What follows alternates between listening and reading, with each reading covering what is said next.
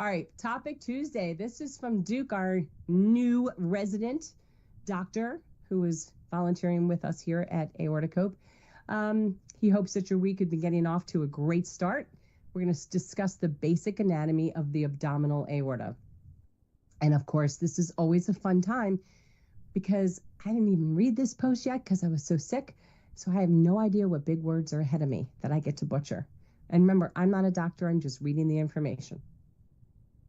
Just so you know, it tends to happen in this community that not a lot of information is really shared about the abdominal aorta. And I used to question this throughout, I guess I've been questioning, I've been part of the community. It'll be 10 years in January because it's one organ, right, with different zones. Why aren't we talking about the abdominal area? I know that if you have an abdominal aneurysm, you might not be as at high risk to develop a thoracic, but you can. If you have a thoracic, you definitely can in your abdominal. So I feel like the attention should be given on that area. So many people die every year from a ruptured abdominal aorta that I'm not sure why people aren't talking about it anymore. But at least here at Aortic Hope, we do talk about it. We try to educate you. It is going to be part of our second book, Aortic Disease, the Patient Guide. So here's some beginnings for that. Let's talk about the abdominal aorta. It's a continuation of the thoracic aorta. It's crucial artery. The entire artery is so crucial to the body. It supplies blood to the abdominal and pelvic organs as well as the legs. So location, of course, the origin. The abdominal aorta begins at the level of the diaphragm, right where the thoracic descending ends. Course, it descends through the abdominal cavity and slightly to the left of the midline. So if you just think about your body, it's not down where your belly button is, it's a little left of that. And when it ends, it splits into the right and left common iliac arteries. The abdominal aorta gives off lots of branches, several branches. Here we go. It's going to get fun.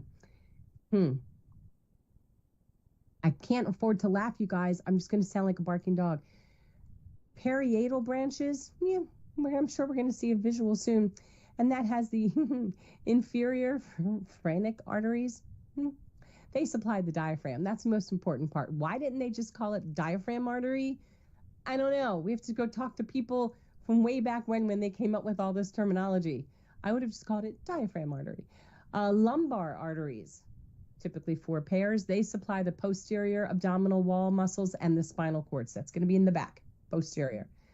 Visceral branches, that's easy. Celiac trunk, a short artery that divides into 3 major branches. I think this has a little bit to do with the GI area since it says celiac.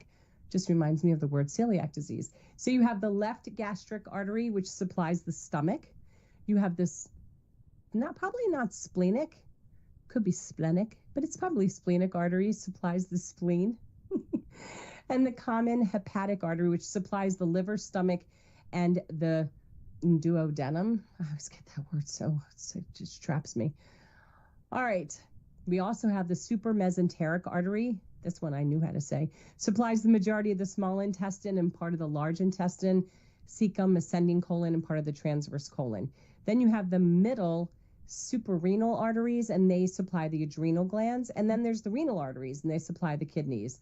The gonadal arteries supply the gonads or the testes in males and ovaries in females. The inferior mesenteric artery supplies the remaining part of the transverse colon and descending colon, sigmoid colon, and rectum. Here it is. Look at all that. Didn't say that word, though. It's a lot. This is coming down right at that break after the thoracic. Look at all this stuff. See, usually in our pictures, we don't see all these other branches that come off here. We just see it straight down with the divide here in the iliac. But look at all these other branches that actually come off of your aorta. There's a lot. I mean, no joke when we talk about how the aorta brings all of that oxygenated rich blood to your entire body. This is indicating how much of that entire body we're talking about. Entire. All right, Josh, give me 1 sec. Go ahead. You're up. So Bruce says hi. Hi, Bruce. You should be getting an email from Karen here about your winnings from the Lawrence Hope bracelet gift certificate situation. Hopefully today. She asked me about the winners today. It will be today. It will be. If it's the last thing I do today, it will be that. All right, let's talk about the clinical significance of the abdominal aortic aneurysm. So, aneurysms, abdominal aortic aneurysms, are common and potentially life-threatening. It's characterized by the dilation and enlargement of the aorta. Atherosclerosis can lead to the narrowing or blockage of the abdominal aorta or its branches, limiting blood flow to the organs and the legs. This is what it's going to look like. This is what a normal aorta looks like. So you got branches here, right? Normal aorta. This is an aorta with a very large abdominal aneurysm. This one, I would wonder if you might be able to feel pulsating under your belly button. Because, again, a lot of aneurysms you just wouldn't feel. What just happened to my screen? There it is. Okay. Let's see here. So in conclusion, the abdominal aorta is a vital artery, ensuring blood supply to many essential organs and structures within the abdominal and lower body. That's all I had for us today, everybody. We hope this has been informative, and come back here tomorrow, which was next Tuesday.